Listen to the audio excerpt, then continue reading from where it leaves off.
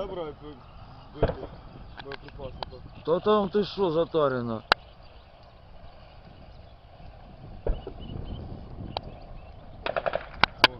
О, автоматная очередь.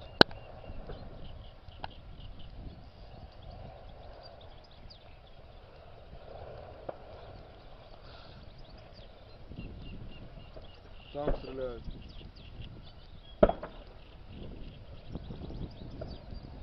Со всех сторон.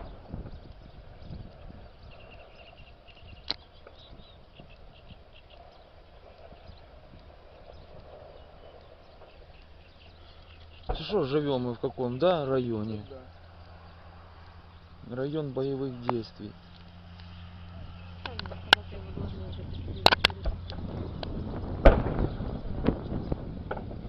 Да я же говорил, блядь, сколько этим дебилам говорю, в Северном Атлантическом море.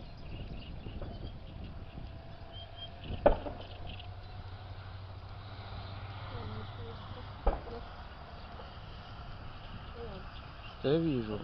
Не рыбишь? Что? Не рыбишь? Кубанский. Даже он там недалеко. А, он здесь. Ну, он напротив живет.